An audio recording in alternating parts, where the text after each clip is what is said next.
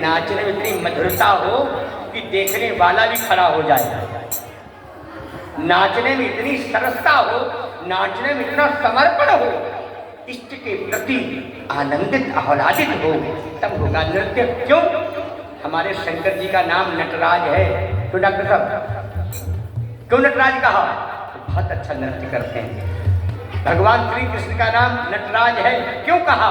तो बहुत अच्छा नृत्य करते हैं, लेकिन शालीनता में नाचते हैं। आइए, रुक्मिणी ने भगवान श्री कृष्ण का, इस बच्चे को बैठा लो, ये अनुमति नहीं है कि या बच्चों के खेलो। प्यारे श्रोताओ, हम क्या कहेंगे बताओ? अब तुम लली खिलाओगे तो हम क्या करेंगे? बांके बिहारी लाल की जय। मेरे प्यारे श्रोताओ, हमें वो बच्चे अच्छे देखो, हमारा पोता आता है 5 साल का है, कथा में डिस्टर्ब नहीं करेगा, नई डिमांड कर, अब पूरी कथा सुनता है, अपनी माँ को सुनाएगा। आज बाबा ने बंदर वाली चाल बताई, आज बाबा कुत्ता की तरह भूखे, आज बाबा ने गीत कृष्णान सुनाया, आज वो और सब सुनता रहेगा।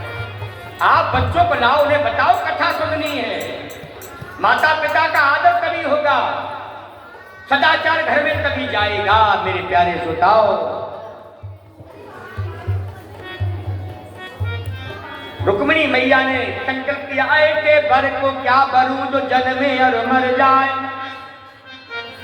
और परियो गिरधर लाल को चुड़ लो अमर हो जाए। चले बताओ, संकल्प हो गया। श्री तुम्हारे थे हरि जी, रुक्मिणी मैया का भाव है, और हम तुम्हारे हैं, हम तुम्हारे थे हरि जी, हम तुम्हारे हैं,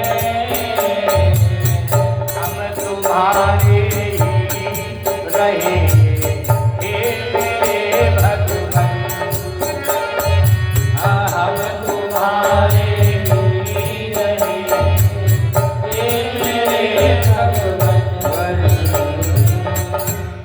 भगवान से इतना कह दो, भगवान कहते हैं अब मैं तेरा द्वार कभी नहीं छोड़ूंगा, तेरा घरबार बना दूंगा हर द्वार। मेरे प्यारे श्रोताओ, भाव बन गया। रुक्मिणी की शादी की चर्चा आई। इनका भाई है रुक्मी, उसने पिताजी ने कहा बेटा रुक्मी, अब बहन शादी को हो गई है बेटी, तो कोई वर ढूंढ ले। हाँ पिताजी जरूर, हमने ढूंढा है, बताओ। द्वारिका, अरे पिताजी, कोई कहता नंद का, कोई कहता वसुदेव का, जिसके बाप का नहीं पता उसकी जात का पता कैसे लगाओगे? गोपियों से माखन चुराता है, उन्हें छेड़ता है, हमने ढूंढा है, पर कौन? चंदेरी का राजा शिशुपाल। अच्छा, जब पुत्र बड़े हो जाएं तो पिता की नहीं चलती, इतने बड़े भी मत हो जाना कि पिता तुम्हारे सामने बौने हो जाएं। कुछ कह रहे हैं तो सुन लो, और बाकी जब मन अच्छा देखो तो समझा लो, लेकिन दिल मत दुखाओ। पिताजी से बड़ी कोई पूंजी नहीं और माता से बड़ी कोई संपत्ति नहीं। मेरे प्यारे श्रोताओ, रुक्मिणी मैया ने निश्चित कर लिया, मैं तो करूंगी तो भगवान द्वारिकाधीश को, नहीं तो शादी नहीं करूंगी। विवाह तय हो गया, 3 दिन बारात आने को रह गए हैं। पत्र लिखा, ब्राह्मण को दिया, मालपुआ, भोजन, खीर, रबड़ी खवाई। अगर ब्राह्मण से काम कराने होए तो पहले मालपुआ रबड़ी मत खवा देना, न तो माला जपत जपत सो जाए वो। ब्राह्मण को हल्को फुल्को खवाओ, जैसे भूख लगी रहे, तो माला जप दे जल्दी, और शाम को इतना खवाओ कि रात भर करवटों लेनी फुर्सत ना हो। ब्राह्मण खाया जुल्म ढाया, नहाया जुल्म ढाया। पंडित जी को इतनी मालपुआ और रबड़ी बांध दी, बढ़िया से पेड़ के नीचे सोए गए। भगवान बोले योग माया लाओ ब्राह्मण को बुलाकर। भगवान द्वारिका में ब्राह्मण देवता पहुंचे, पत्रिका की पढ़ के सुना दो। जब रुक्मिणी की पत्रिका सुनाई है तो जानते क्या हुआ? भगवान का पीताम्बर भीग गया। ऐसी भाषा रुक्मिणी मैया ने।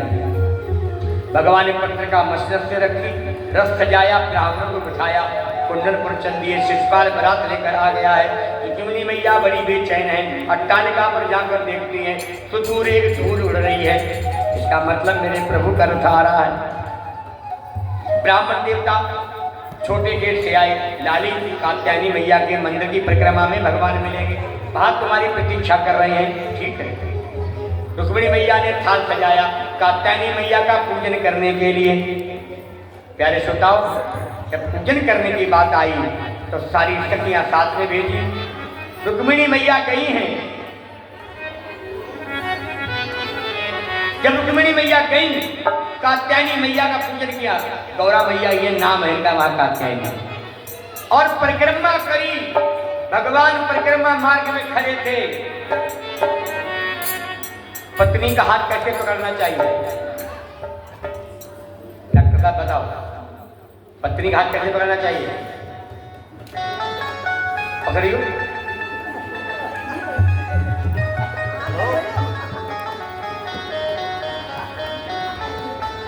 ऐसे जो पकड़ेगा झगड़ा होगा पति पत्नी में।